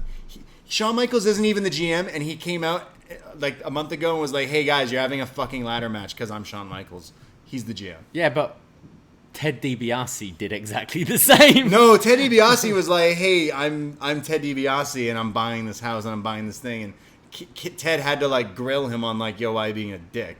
And then he's like, hey, I'm putting this time. That still doesn't make sense to me. I don't like GMs in wrestling anyways, but William Regal is someone I go, it makes sense. Like every time he's involved, it drives the story properly. Like when you think of GMs in wrestling, the reason maybe you hate it is because like your Stephanie McMahon's in the triple, like that whole era, I feel, for swear to God, for like 10 years, it was like 30 minutes of Raw starting to be like, we're going to get better, things are going to be great, but we're heel GMs, and this is like, nah, like Regal like drives the story. I mean, that's why I think Joe, I think he showed those qualities on commentary, and I think he can be that sort of firm, fair, intimidating authority figure like Regal has been. Eventually do like a Cassius Ohno angle. Right. You know, that's what I'm kind of saying, and have for like special moments. But I think he'll have a similar voice to Regal, which I like for NXT. I don't want a Stephanie McMahon or a Vicky Guerrero or that style. Yeah, none of that. I feel like Shawn to me is too jeans and cap Shawn. He's too retired. He's too out of it now. Where I don't really want to see Shawn Michaels on TV.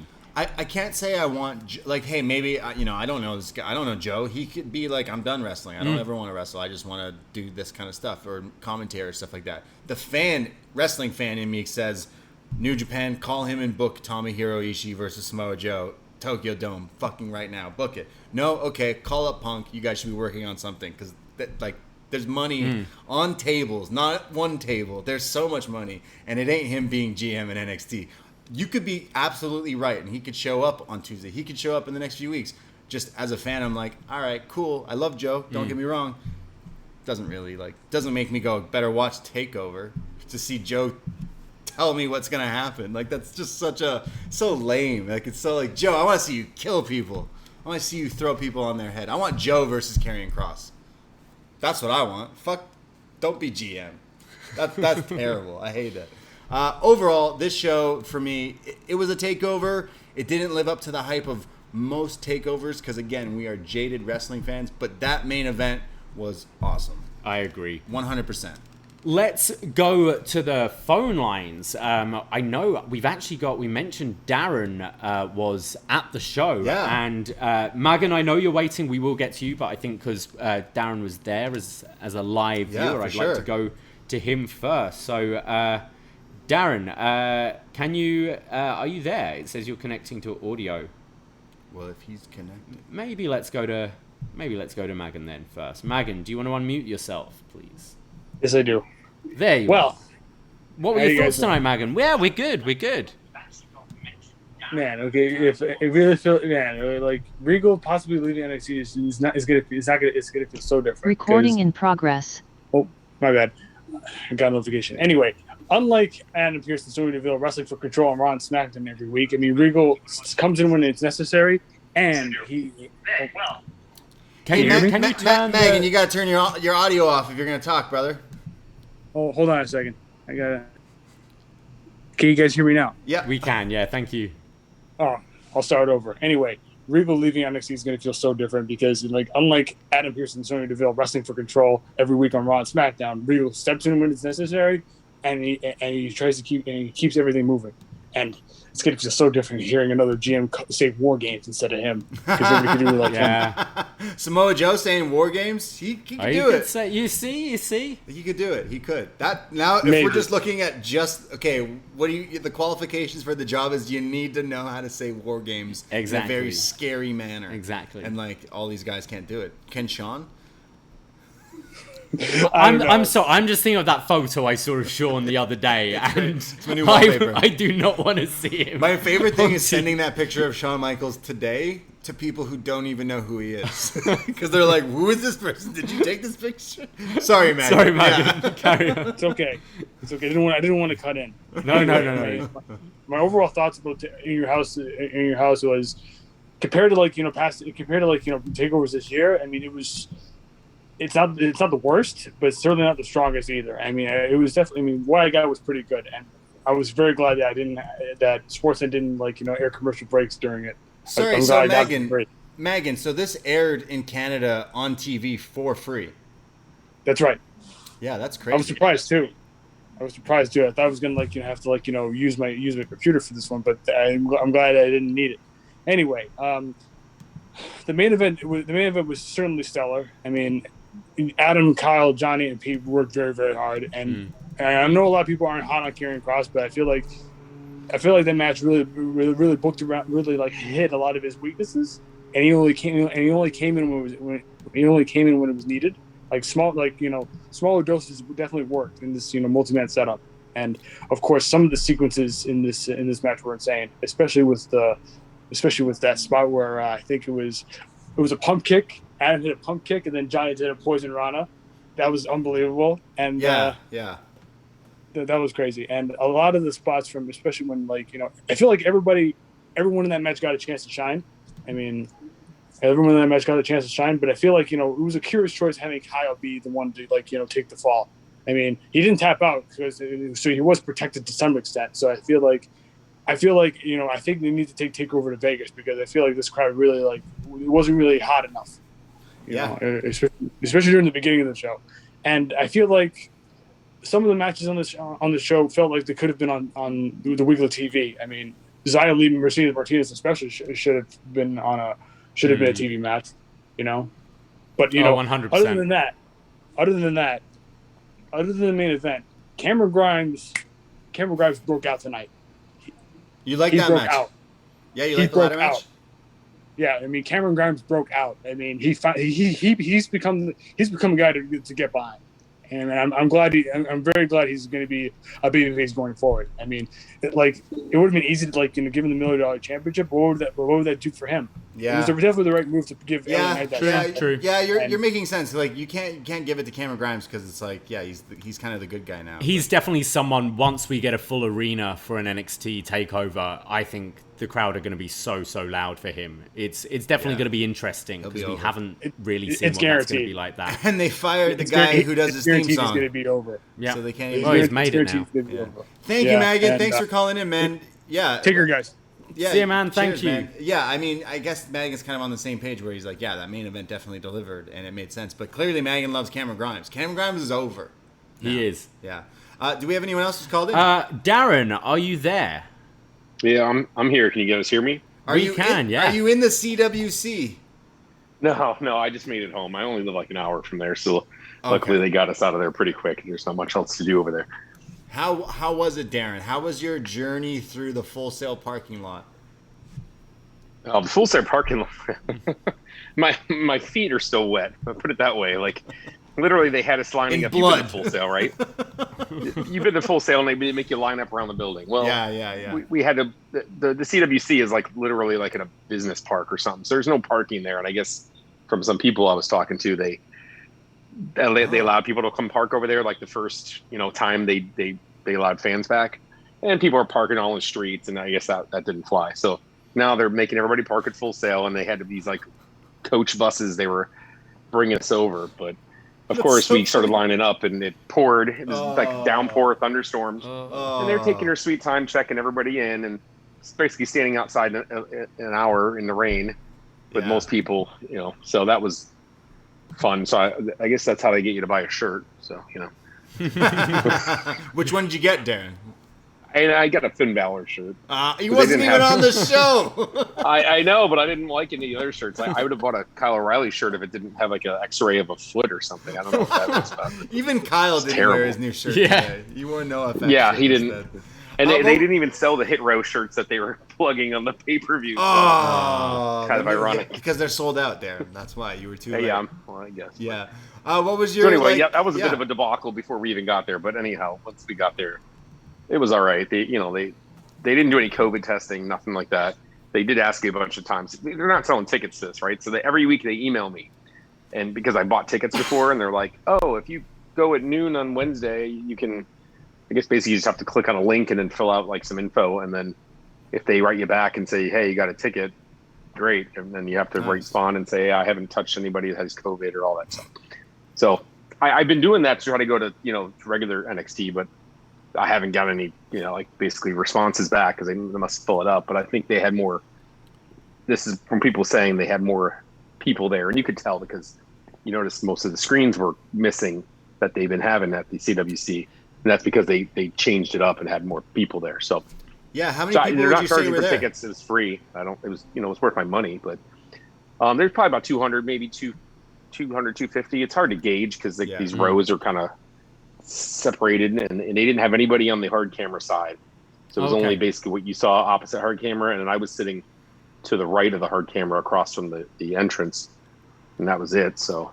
What about because they're just letting different people in, and I know over television and through the pandemic, it's like they have a lot of people that are like fake crowd and cheering for certain people or stack noise and stuff like that. Yeah, when it came to people cheering or booing for people, when did it?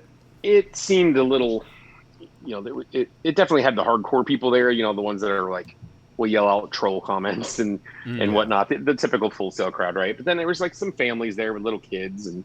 It was a mishmash of people, but you got to be hardcore enough if you're checking your email and clicking.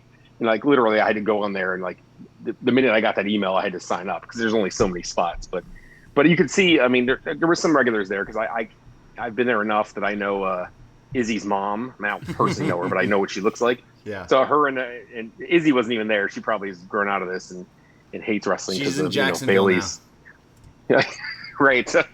So she wasn't even there, but the mom and dad were there, and I don't know, maybe another one of her siblings or something, but they were like 3 rows in front of me. So it had some of the hardcores, but I don't know if something's not jiving or people wanted to cheer certain people because they weren't cheering the right people in some capacity. Like it was audible MSK boos. Like people did not like MSK. Oh, I like interesting. MSK, but weird. And I think there was like a decent amount of like Latino people there because they were cheering all the Del Fantasma. They were cheering for Raquel Gonzalez a lot. Right. Like, Okay. and it's not the right people they want you to be cheering for. Not granted, I'm not a big Amber Moon fan. More importantly, what was the pop for Xia Li?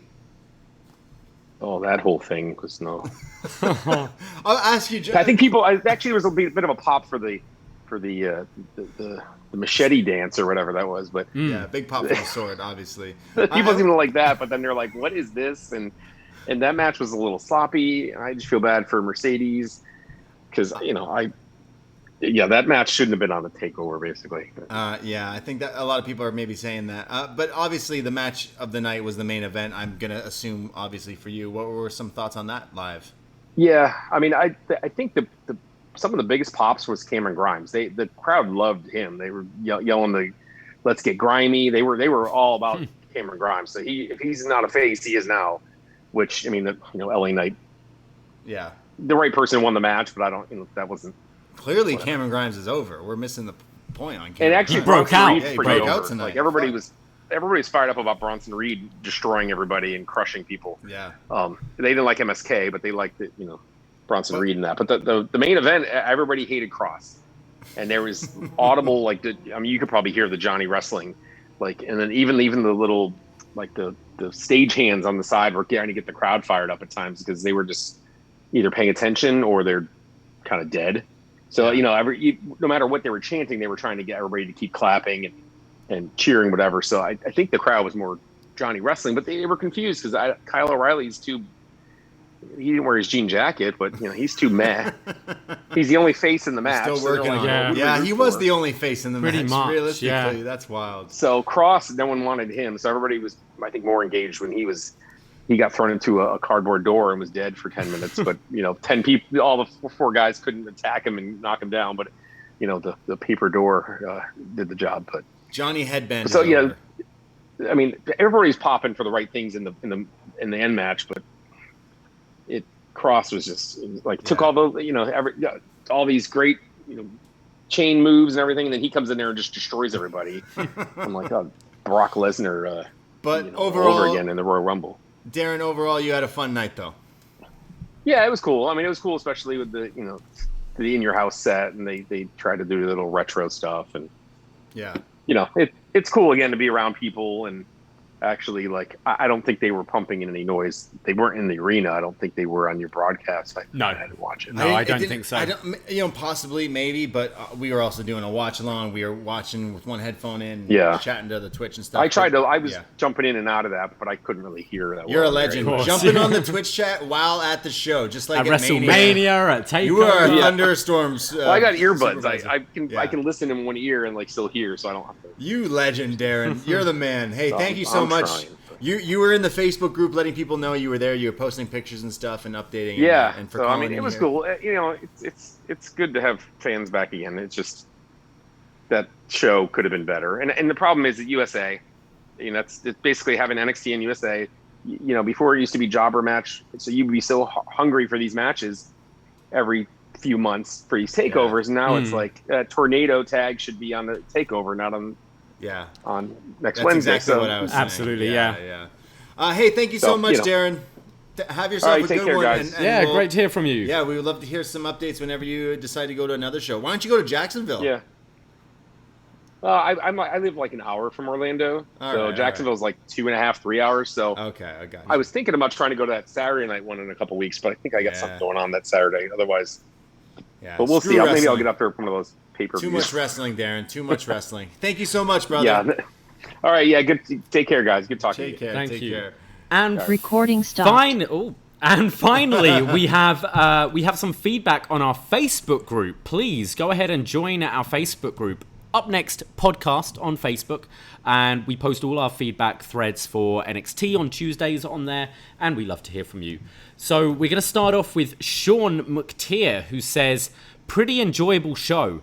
Great opening 6-man match. Main event with everyone getting a chance to shine and a promising cliffhanger ending. Good women's title match. Nice old school ladder match, though the ending won't be popular. Not sure why Xia and Mercedes were on this show. Anyway, not the best takeover ever, but very entertaining nonetheless. Now, Triple H, please get these takeovers out of the CWC, but keep the 300 fans for the weekly show. Takeovers should feel special, and NXT has done a good job with that for the most part during the pandemic, but the time has come to get back to the way things were. And we go to Frank, Fire Frank. He says, it's in true In Your House fashion, we had a tight opener, some varying degrees of mid-card stuff, and a killer main event. I thought Grimes and Knight had a much better match than we expected, and they worked really hard. Definitely seems to solidify Grimes becoming a fan favorite, and Knight is a better fit with DiBiase. Anyways, Ember had her best singles match since her comeback, in my opinion. It made Raquel look even stronger. Definitely not one of the stronger takeovers, but the match that delivered did, so I can't give this a thumbs down. Really interested to see where we are going forwards with when a SummerSlam week takeover should happen after the Bash special. Regal has me intrigued. Pour one out for Mercedes, I guess. Vapes out for May. Shout out Zaya Sword. See you Tuesday. He thinks Mercedes is leaving to go to Raw to be Eva Marie's heavy. Yeah, obviously. That's the rumor. Yeah. Taken out by the fence, whereas we'll probably see Santos on Tuesday. Eva, listen, I'll be your heavy. I'll beat up all these wrestlers. The only thing is, when I get choked out like that, it's my weakness. Yeah, I'm done. We go to Dave Parker, who says, pretty sure Bronson committed a murder in that opener. Yeah. I'm going to go down to Dylan as well. Dylan Grayson, who says, not sure if I'm late to the party, but overall a lackluster takeover. Still a great show, just didn't feel like takeover level to me. Opener and main event were great. Women's title match was solid. Grimes had the crowd, but the ladder match under-delivered. Mercedes versus Zaya not being a quick squash match was a bad move that killed the crowd. Ending on that cryptic Regal segment was an odd choice too. This felt more like New Year's Evil than takeover. Yeah, I can see what he means with that. Corey, I'll end with this last bit of feedback here. Pretty okay takeover. Worst match was the NXT Women's title match, with the ladder match being a close second. The best was the 6-man tag. I hope Regal doesn't retire. That being said, watching Braun torch all of his bridges to the company and potentially towards AEW due to the cold reception the NXT titles match got online, most notably Raquel, is definitely not something I expected tonight when browsing Twitter. I was not sure about that. I've not heard of this at all. I love tweeting during shows and stuff like that. And I saw Braun tweeting, but I wasn't sure what he was talking about. So that kind of might fill in the blanks. He was talking about keep my name out of your mouth or something along. I don't know. Maybe people were shitting on that match. I didn't have any issue with that match actually.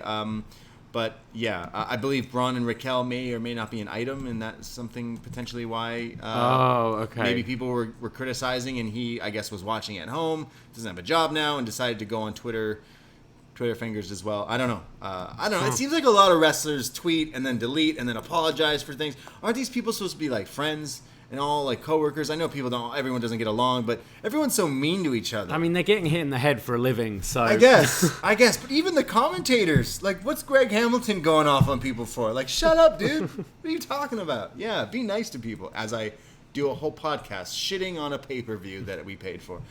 So yeah, that was In Your House takeover. No, overall, I didn't quite get the takeover level feel, Davey. But like we said, that main event brought it, so we can't be mad. Essentially. That main event was one of my favorite takeover matches since this whole era. So a thumbs up from me, actually. I finally got that buzz which I've been lacking from these takeovers. And yeah, the rest of the show was middle of the road, but I had an enjoyable evening tonight. So I had a lovely time. So I'm not complaining. Thank you guys for listening and supporting us here at upNXT. Again, we cover NXT every week. Tuesday night, we watch NXT, and then we go live on Twitch to record the show, just like we're recording it right now. We do the same for BD Elite, covering Dynamite, but that's kind of all over the place. But follow the stuff at upNXT Podcast on Twitter, Instagram for all the updates and all the hot takes and all that stuff. But we are proudly supported by Patreon, and if you like what we hear, we have so many other shows. I mentioned we did a Reviews from the 6, we call it, where we went back and had a Throwback Thursday review of In Your House 10 Mind Games from 1996. Shawn Michaels, Mankind, Undertaker, Goldust, Heart Foundation, Smoking Guns. Justin Hawk Bradshaw. So much things. We also have retro NXT reviews where, like we mentioned, we go through all the old NXT. Right now, we're in 2013. Big E's our champ. Ono's feuding with Regal. So much going on. We also do a show called Best Match Ever where we talk about all sorts of things. We've covered certain stipulations, certain wrestlers, certain rivalries. And next week, we're talking about Best Match Ever, Jerry Lynn versus Rob Van Dam, which is going to be nuts. Yeah, all those ECW classics, and we might throw a bit of TNA in there as well. Really looking forward to going back and reliving that feud. We also have our show Up Yours, where we go to our world champion patrons to pick something, anything, doesn't have to be wrestling, for us to review. Last week we reviewed the film from 1992, Glengarry Glen Ross. To show you how crazy the Up Yours picks are, like this week we do Glengarry Glen Ross with world champ patron Jose. Yeah. He's like, yeah, I just like this movie. I wanted to see you talk about Alec Baldwin and Al Pacino. We're like, cool. So we did it, and it was awesome. But then the week before, we were talking about Shakara, because world champ patron Andrew's like, I want you guys to talk about all these AEW stars from 2009. Yeah. And then next week, completely different end of the spectrum, we're talking about Bruce Springsteen. We're going to be reviewing a load of live Bruce Springsteen performances. The only boss I listen to, Bruce Springsteen. That's right. He's called the boss. Yes, I'm aware of that. All Yeah. right. Yeah, only $5 a month. North American Tier gets you all these shows and everything in the back catalog. All the What's Next, all the best matches ever, everything. $5 a month. North American Tier. That's how we pay the bills here. Absolutely. We are proudly supported by our Patreon. Thank you, people, kind worlds. Apparently, the Twitch chat today was saying if we get some record where we get more world champ patrons, we are buying a hot tub. I think we'll need a lot more world champions before we get a that. hot tub. Yeah. But it's a nice goal. We might put it on our Patreon. Yeah, one day. But join us again on Tuesday. We'll be talking about NXT once again. Yes. And keep tuned with the socials for BD Elite as AEW jump all over the place at the moment. Yeah, follow that. And follow myself, Braden Harrington, Twitter, Instagram, @TheBrady. And I am at Davey Portman.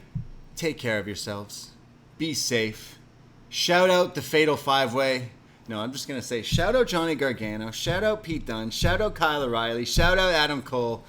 All right, shout out Karrion Kross. Oh, and Zaya gets me higher.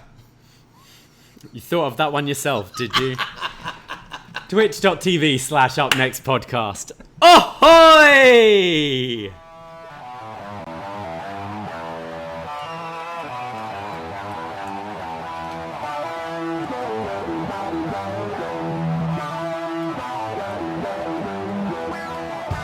First time in a long time, but back like I never left. Taking each day as it comes, you know me, I don't read ahead. Watch me burn down everything, BDE on the TV set. When I'm in control on the road, you can never really know what's up next.